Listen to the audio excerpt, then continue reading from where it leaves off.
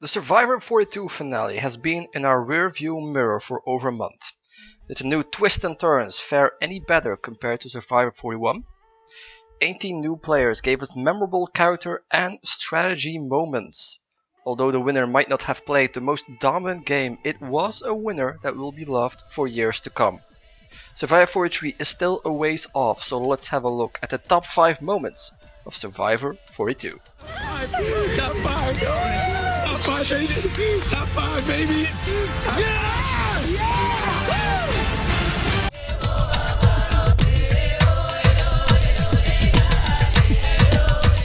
Pre-merge was definitely the slower part of Survivor 42.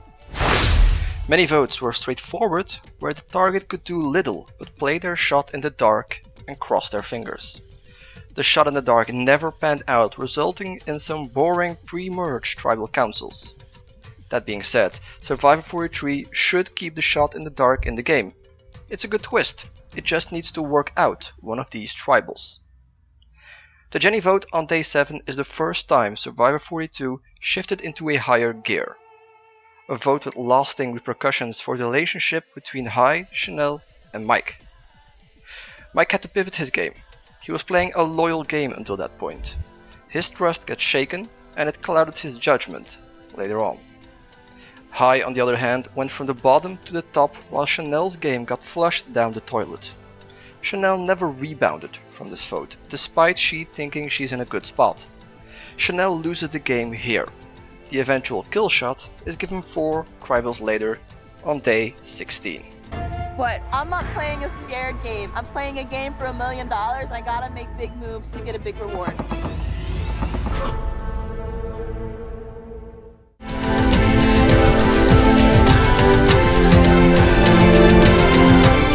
Survivor 41 and 42 gave us 6 new starting tribes, but none were as strong as Taku. Of course physically, as Jonathan literally carried them to victory more than once. Even though Jonathan struggled on the individual challenges, he cemented his spot as one of the most impressive challenge beasts in Survivor history. Taku had muscle, but he also had the brains in Omer. Omer set out the strategy pre- and post-merge. He didn't seem like a threat, but that made him all the more dangerous. He gathered social capital more than anyone else and used it extremely efficient. If Jonathan is the muscle and Omer is the brains, then Marianne was the soul of Taku. She never lost her smile, even though she realized she was on the bottom of Taku for the longest time. Finally, there's Lindsay, who was the loyalty of the group. She had a quiet season, but stayed mostly loyal to Taku besides Jonathan. It's that loyalty that cost her in the end. Taku 4 was one of the strongest tribes that lasted in a long time. They managed to stay together post-merge and almost made it to the final 4, if not for Omer's threat level that became too great. Hey, we're a strong 4 and you can't break us apart.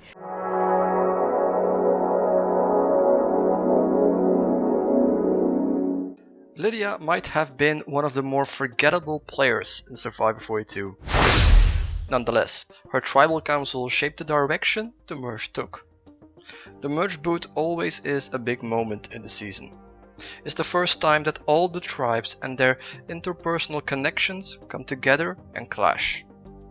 For Survivor 42, that meant the formation of this big alliance of 8, pushing the likes of Chanel, Tori, Romeo and Marianne on the outs. It's Omer, however, that pushes for Lydia. It not only cemented Omer as the mastermind of the season, because he had no vote at that time, it also marked the beginning of the end for Hai. Hai had a loyal ally in Lydia, but decided to let her go in favor of the bigger group. He put his faith in Omer, who had many other options to go for. When Hai got targeted, he had no true allies to back him up. If the Lydia vote didn't happen, Hai just might have taken Omer's spot as a mastermind of the season.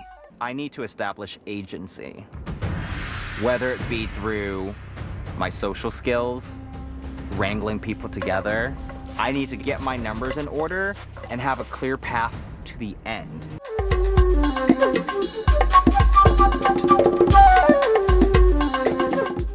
Omer was the main character for Survivor 42 as far as the strategy goes. He was looking strong all game long and nothing seemed to prevent a dominant win. The only thing that could defeat Omer was himself, and that's kinda what happened. Omer got too comfortable and didn't see Marianne coming. All game long, Marianne was under the radar, on the edge of being targeted, but it never really happened. It's these kind of players that rear their head at the end to target the mastermind. But give credit where credit is due. The plan that Marianne concocted was brilliant. She had to make a hard sell to get Mike and Jonathan on board. Not an easy feat, since these were two dominant players. She initiated and executed the move while keeping herself safe and pushing the risk on Mike and Jonathan. It was a massive power move that set up a strong finish towards a fairy tale ending for Marianne. Omer can win this whole thing, and that's not a feeling that I want to have. Flame on. I feel dejected, but I want to show that I'm here to play my game and I'm here to win.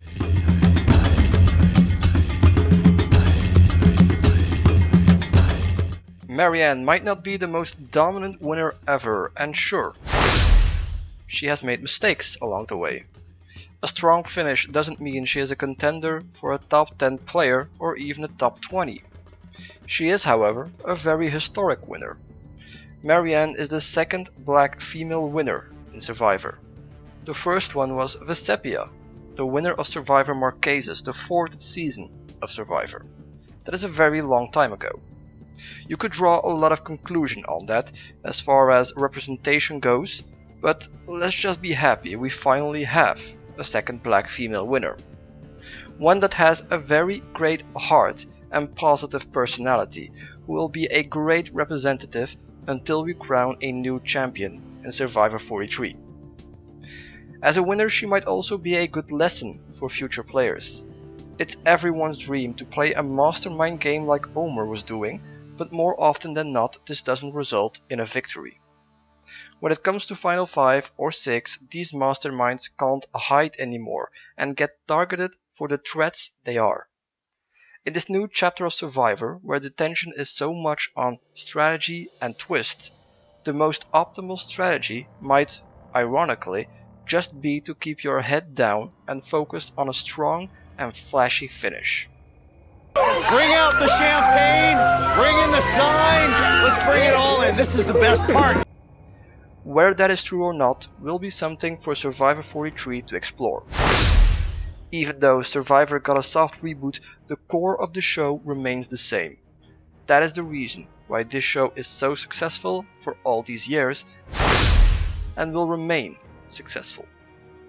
Let me know what you think, drop a like if you like, and I'll see you next time.